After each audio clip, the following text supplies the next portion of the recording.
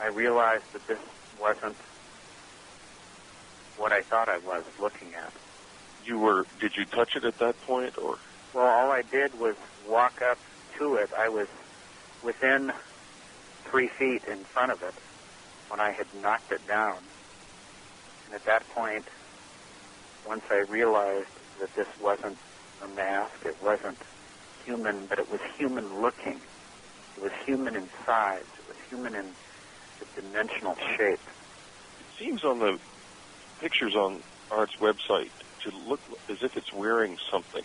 Yes, that was one I was going to get to. The shots of the head of the alien are very clear, and they move down into what almost appears to be some kind of black cloth or clothing. It was a black type of suit made of some type of material, but nothing that I had ever seen. Almost a tight-fitting body wrap type of material, almost like spandex. Was it a tailored suit or more like, or what? It was tight-fitting, tight, all the way tight against its neck, torso, legs, feet, all one piece, as far as I could see. Was anything wrong with its neck at the point that it was lying on the ground? Was anything wrong with its neck? Yeah. As in broken? Well, yeah. Not that I could tell at that point. At a later examination, it didn't appear to be broken. Because in one of the photographs, I think the first photograph that's on the website, it sort of appears that there's something wrong with the neck. It's hard to tell if it was broken or not. I just wanted to know. As far as I know, it wasn't. All right. To other examination that happened later. All right. Now, let's get to that. The time passes. Finally, you somehow, I guess, collect your senses and decide what your course of action is going to be. What do you do, Doctor? Do you walk away? And as you walked away, or did you... I started to walk away. I started to grab my pack and think that it was getting late, and if I was going to get out of the woods before it was dark, I was sick. I didn't know if I was going to get sicker. I had injured my hand that felt like a burn. That was when you slapped the object? Yes. Yeah. Jonathan also thought of burying the creature. Right. At that point, I thought, well, if I, maybe I should just bury this. Were you concerned maybe about I should hide it? Things like the law or... Well, everything went through my mind. Yeah. Thinking about what have I done? Is it a crime? Is anybody going to believe this? Can I hide it from animals so that later I could come back and show someone? Oh yes. I didn't have a shovel. I didn't have any tools with me. I had a pocket knife. At that point, I made a decision that maybe I could cover it with the thermal blanket that I had and put rocks around it and possibly preserve it till I came back with some help. Makes sense, all right. At that point, I started looking for rocks. Every rock I found was buried so deep or connected to other rocks that there wasn't anything I could find to do it. All right. I made a determination that if I rolled it up, if I actually pushed this being into the thermal blanket and rolled it around it, that maybe I could put branches against it or something else. Well, in moving it, I found out that it was extremely light. It had very little weight to it. In fact, I rolled it up like a burrito in the blanket. And as I picked it up to carry it, to find some place to put it in the area, I just started walking. So in other words, it was actually light enough that you could carry it reasonably. It was approximately 50 pounds. There was also a very strange time element involved with contact with the obelisk. Originally, he had ripped his shirt. Something happened with the obelisk. Now, the hours that should have existed no longer existed. In other words, he was there, he knew he was there, or felt he was there for at least 3 hours. But what ended up happening was only a short period of time had gone by, and there was a time where it seemed like he was actually somehow enveloped by the obelisk. When he was finished with that episode, his shirt was no longer torn. We'll get to the shirt in just a second. That's fascinating. But let me ask you, just for clarification, did 3 hours pass on your watch and some of that time you can't seem to account for?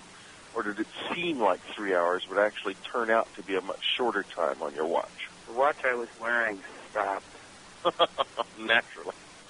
And I don't know exactly what time. All right, then if I understand this correctly, you had the alien wrapped in the thermal blanket that is, by the way, the background for the photographs that we've got here. Is that correct? Correct. Right.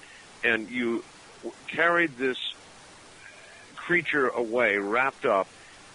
Meanwhile, in the background, the obelisk, this thing, is still hovering in the air, and that's the last you saw of the obelisk. That's correct. Have you since been back to that location? We went back. I took my best friend back the next day, and we went back to this location, and there was not one thing out of place in this entire area. All right, you then hiked. You've got how many hours to get back to your vehicle? It's about an hour and a half. So you carried this creature for an hour and a half?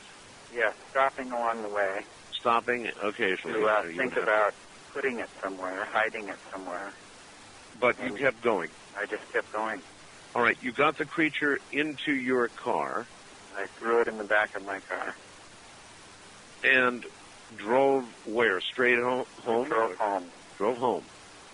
Now, when you got home, what did you do?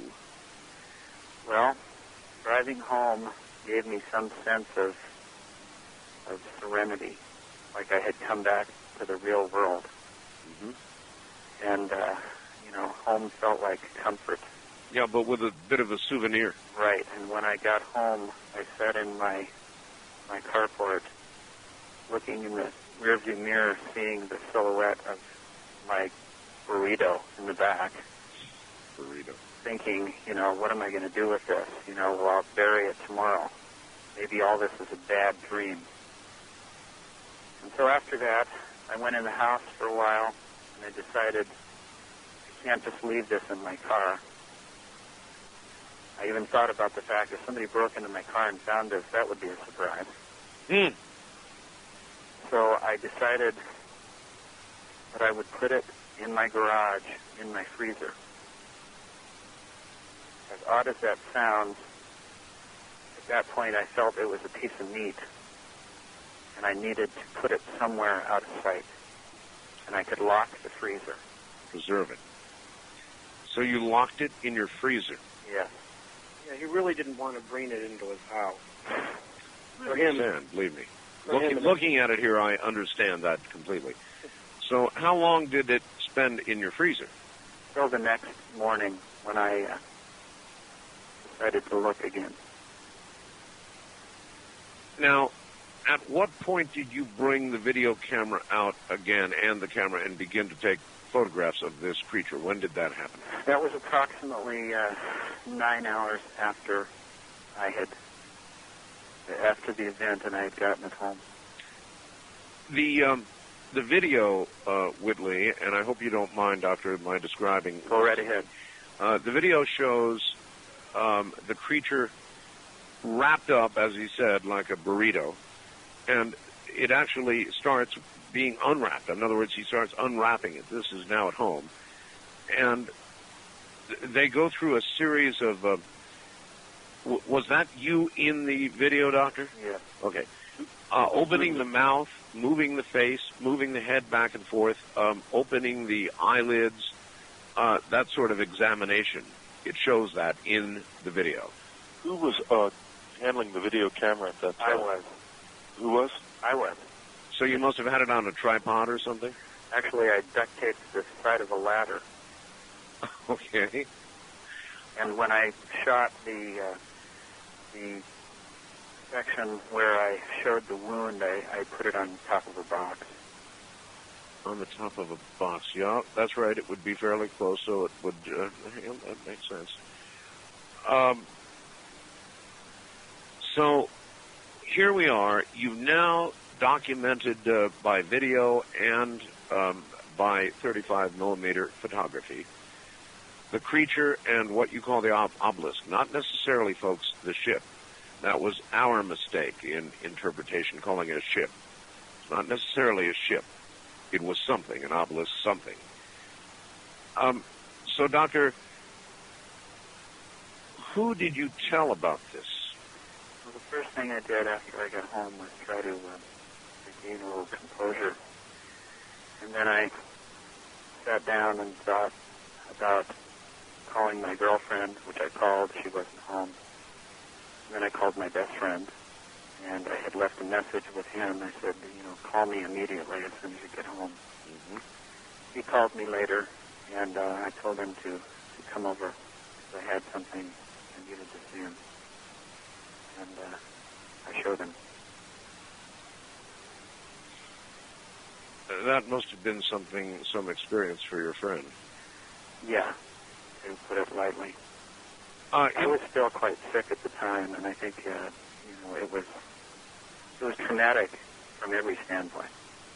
Gary was a bit more functional, and Gary was the one that pretty much said this is an alien. It was something that at this time Jonathan absolutely did not want in any way to think of. It's not where he wanted to go. Okay, now we've got another witness, Gary. Somebody named Gary. That's your best friend, right? Gary was my best friend for 15 years. Are you still in contact with Gary?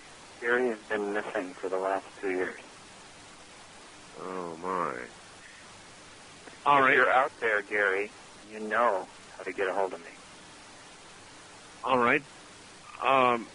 Do you suspect Gary's on the run, has met with foul play? What? I don't know. You don't know? I do know that we went through an enormous amount of incidents after this. What sort of incidents? Incidents where we were trying to find out what to do with this. I was trying to make some sense out of it. I had basically decided that I had killed something, that I could be very, very seriously in trouble. Mm-hmm. Gary kind of took the lead and said, no, this is something else. This is something very important.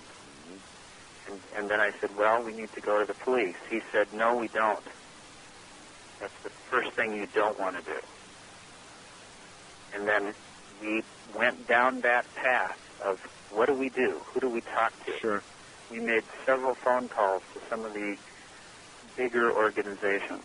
Like what? Such as MUFON. MUFON. You called MUFON? Yes. Peter Davenport in Seattle. You called Peter Davenport? Yes. And what response did you get from Peter? Well, when we were calling, at that point, we were calling fairly anonymously. We were saying, what if we had this? Very similar to the fax that was sent to you, Art. All right.